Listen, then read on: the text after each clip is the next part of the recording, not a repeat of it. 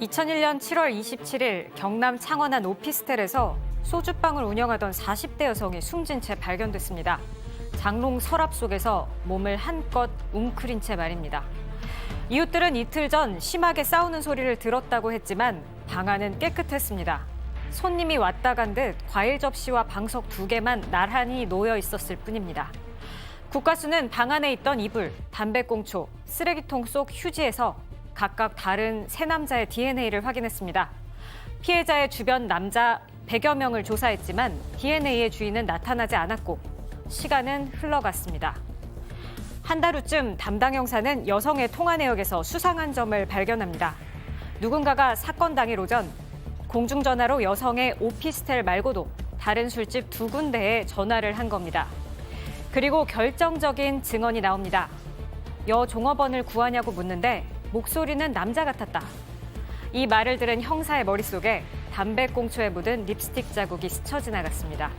과연 사건의 실마리를 찾은 걸까요? 오늘 사건 엑스파일에서는 미제가 될 뻔한 창원 장롱살인 사건을 다룹니다. 자, 저도 이게 2001년 사건이다 보니까 어렴풋이 기억이 나는데 말이죠. 손 변호사님. 네. 자, 일단 정리를 해보면 처음부터 피해자의 시신이 장롱 속에서 발견이 됐다. 네. 그 과정도 사실 좀 특이한 점이 있었습니다. 우선 피해자는 소주방을 운영하던 41살 여성이었는데요. 예. 일단 이웃들이 신고를 했어요. 아니 이틀 전에 심하게 싸우는 소리가 들렸다. 그리고 또 남동생도 누나와 연락이 되지 않는다. 이러면서 여러 차례 신고를 했습니다. 심지어 경찰이 5번이나 출동했거든요. 예. 그러면서 직접 본 거예요. 집도 방도. 예. 그런데 침입 흔적도 없고 여러 가지 특이한 점이 없었기 때문에 이거는 범죄라기보다는 단순히 가출 내지 실종 정도가 아니겠느냐라고 보면서 실종 수사를 진행했습니다. 그런데 놀랍게도 남동생이 그 집 안을 좀 이제 살펴보다가 장롱 서랍에 꽁꽁 묶인 채 몸을 웅크리고 있는 누나의 사체를 발견하게 된 거죠. 아니, 백 기자, 경찰이 5번이나 현장에 왔다는데 그걸 왜 시신을 발견을 못했을까요? 이게 실종 신고도 됐었고 또 싸웠다는 소리도 듣고 그랬으니까 이제 주민들이 먼저 신고를 했던 모양입니다. 근데 외부 침입 그런 흔적을 찾지 못했다고 합니다. 방 안은 살인 현장이라고 하기엔 너무나 깨끗했고 손님을 접대한 것처럼 과일 접시랑 방석도 있었고 또 싱크대 안에는 뭔가 먹은 밥 공기 2개가 있었다고 합니다. 또 이 사체에는 손에 다이아몬드 반지가 끼워져 있었는데 이런 금품을 가져가지 않았으니까 경찰은 이를 토대로 면식범에 의한 살인 이렇게 봤습니다. 자, 양 변호사님, 보통 이 범죄 수사물 같은 거 보면 면식범 소행 같다 그러면 그 범위가 확 좁아지잖아요. 네. 수사가 되게 수월했을 것 같은데. 사실 이제 경찰에서 그걸 기대를 했겠죠, 처음에는. 그리고 수사하는 과정에서 피해자 방에서 이불이나 쓰레기통 이런 데를 뒤져서 DNA도 딱 3개를 찾습니다. 3개밖에 안 되니까 그나마 용의선상이 굉장히 좁혀지겠다. 게다가 한 사람은 또 피해자의 애인이었던 거예요. 아하. 근데 애인 같은 경우에는 알리바이가 확실했습니다. 게다가 애인이 DNA가 나온다는 거 어찌 보면 당연한 일일 수도 있지 그렇죠. 않습니까? 그러면 DNA가 2개가 남는데 예. 거기서부터 나랑이 부딪힌 게 이 피해자 주변 100명가량의 남자들을 조금만 인해서도 다 채취를 해봤는데 그중에 2명이 안 들어있었던 겁니다. 자, 팀장님, 그러면 지문은 어땠습니까, 지문? 지문이라는 것이 저희가 지금 알다시피 한 번은 생기면 없어지지 않거든요. 이 지문이 정확히 나오면은 완전 지문일 경우에는 인적사항 추적합니다. 왜냐하면 우리들이 주민등록증을 할 때 10지문을 찍기 때문에 추적이 되는데 지문이 반만 찍힐 경우에 완전 지문 그러면은 실제적으로 신원 추적하기가 매우 힘들어요. 그러니까 그 남아있던 지문이 완전 지문이 아니고 쪽지문이라고 하는데 예. 그러니까 일부분만 나왔기 때문에 범인을 특정하기가 힘들었던 거죠. 그렇군요. 네네. 자, 그래가지고 이렇게 수사가 미궁에 빠져서 한 달 넘도록 범인을 찾지 못했고 수사가 거의 그냥 처음부터 다시 원점으로 돌아갔을 무렵 뭔가 딱 잡혔다는 거 아닙니까? 네, 전화 통화 내역이었습니다. 이 오피스텔에 전화기가 있었어요. 유선 전화가. 그래서 그 유선 전화 통화 내역을 다 분석을 해본 건데요. 그날 당일 오전 8시 13분에 오피스텔로 전화가 왔던 겁니다. 그런데 어디서 그럼 전화가 왔느냐 찾아봤더니 공중전화에서 온 거예요. 어허. 아침 8시 13분에 마산에 있던 한 지하상가의 공중전화였습니다. 그런데 더 중요한 단서가 하나 나옵니다. 결국 그 공중전화에서 이 피해자 집에 오피스텔에 전화가 온 다음에 연달아서 다른 두 통의 전화를 걸었거든요. 그런데 이걸 보니까 둘 다 술집이었습니다. 게다가 공통점이 또 나온 거죠. 왜냐, 피해자가 운영했던 소주방과 또 연달아서 두 통의 전화를 걸었던 그 다른 두 주점, 즉 셋의 공통점이 발견된 거죠. 뭐냐면 최근에 그 당시에 직전에 한 생활정보지에 여종업원 구인 광고를 냈던 겁니다. 아하. 공통점이 발견된 거예요. 예. 게다가 또 그 두 주점 중에 한 주점의 사장이 당시 상황을 경찰에 전달했는데요. 네. 이게 상당히 큰 단서가 됐습니다. 뭐였냐면 여종업원 구한다는 소식 듣고 전화했다. 구하는 거 맞느냐라고 물었는데 그런데 목소리가 남자 같았다라는 이야기를 했습니다. 양 변호사님, 그 여종업원을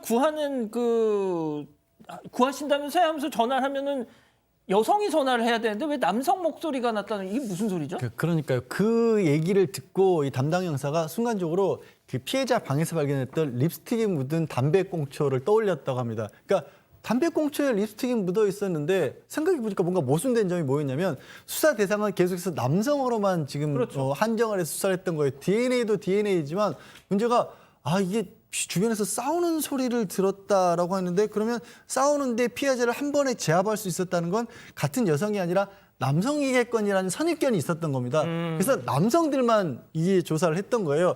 그런데 립스틱에는 담배꽁초에는 왜 립스틱이 묻었지?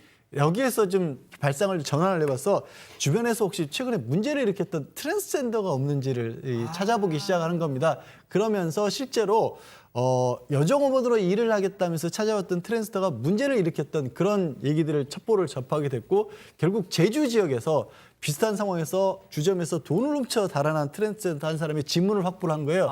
그리고 피해 현장에서 확보한 지문과 대조해봤더니 그 사람이었던 겁니다. 이야, 진짜 지금 6,100여 분의 우리 가족 여러분들이 유튜브에 들어와 계시는데 진짜 우리 사건 반장 가족 여러분들 다 선수예요, 선수. 지금 딱 저희가 이제 우리 양 변호사님이 정답을 얘기해 주시기 전까지 야 이거 왠지 트랜스젠더인데 트랜스젠더 확 흔들면 야 진짜 이거 대박이시네요, 진짜. 아무튼 뭐 그게 중요한 게 아니고 자 그렇다면 이 트랜스젠더 이 용의자가 왜 그 여성 오피스텔에 살던 여성을 살해한 겁니까? 이 사람한테도 좀 사연이 있었습니다. 당시에 이제 31살이었는데 8년 전에 성전환 수술을 받았다고 합니다. 이제 그 이후에는 마산이나 창원, 부산 일대를 돌아다니면서 술집 일자리를 구했는데 내가 사실 트랜스젠더라는 말을 할 때마다 쫓겨났다는 겁니다. 아이고. 그래서 그것 때문에 사회가 나를 차별한다라는 생각이 이제 점점 깊어지기 시작했고 그러다가 이제 여종업원을 구한다는 세 군데에다 이제 전화를 한 거죠. 그 중에 하나가 이 피해자였던 거고요. 그래서 아침 일찍 피해자와 통화를 해서 밤 10시에 만나러 갔는데 처음에 이 피해자가 굉장히 친절했다고 합니다. 밥을 안 먹었다고 하니까 미역국도 해주고 과일도 내놓고 굉장히 친절하게 얘기를 잘 해줬었는데 이제 주민등록증을 내놓으면서 그러면 이제 일자로 시작을 하잖아요. 그렇죠. 그거를 보자마자 약간 태도가 딱 바뀐 거예요. 아하. 이 피해자가 40대 여성이 딱 돌면서 당신 이렇게 일 못한다 이러면서 좀 이런저런 말들을 했던가 봐요. 인격적인 비하를 했겠죠. 했을 거라고 생각합니다. 이제 뭐 어떤 내용인지는 정확히 나오진 않지만 그래서 그런 말을 딱 듣자마자 욱해서 범죄를 저질렀다 이렇게 얘기했다고 합니다. 예.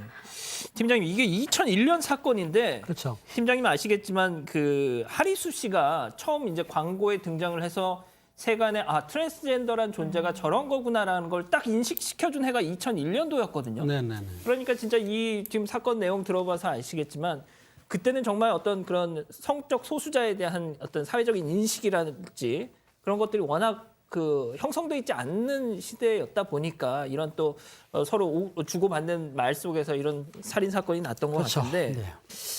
이런 좀 결국 이 립스틱 또 지문 이런 과학 수사가 뭐가 됐든 진범을 밝혀낸 거네요. 그렇죠. 과학 수사를 한다면은 지문, DNA, 최근 핸드폰, 그다음 CCTV가 많은데 당시에 지문이란 건 뭐냐면 종생불면 말인부동이거든요. 그러니까 쌍둥이 같은 경우에는 DNA는 거의 같습니다. 그렇지만은 쌍둥이일 경우라도 지문은 틀려요. 전부 틀리거든요. 예. 근데 지문을 이제 일일이 찾아서 검색하는데 알다시피 주민등록 만들 때에 주민등록증 열지문을 찍기 때문에 다 베이스가 있어요. 데이터베이스에 돼 있지만 DNA는 우리가 범인을 체포해서 DNA를 채취해야만이 베이스가 있기 때문에 일반인들은 DNA 데이터베이스가 없는 거예요. 아. 그러니까 DNA 나와도 그 사람이 전에 범행 안 했으면 찾을 수가 없다. 하지만 지문은 가능하거든요. 예. 근데 옛날 제가 형사 초창기에는 지문을 일일이 확인했습니다. 그러니까 궁상문, 재상문, 와상문 같은 게 있는데 종류별로 분류해가지고 일일이 한 장씩을 확인했는데 시간이 많이 걸려요. 되면서요. 그렇죠. 아이고. 그 렌즈 같은 거 보면서 지금은 아피스라고 그래가지고 지문 자동 검색기가 있어요, 사실은. 그러니까 요즘에 보면은 영화, 외국 영화 보면은 CSI 같은 경우 쭉 하잖아요. 그 정도 속도는 아니더라도 우리나라도 일일이 채취를 안 하고 자동 검색을 하기 때문에 옛날보다는 수천 배 빨리 피해자를 추적할 수가 있다. 많이 발전했습니다, 지금. 아이고, 알겠습니다. 예, 알겠습니다. 자, 사건 엑스파일 이 정도로 정리하고요.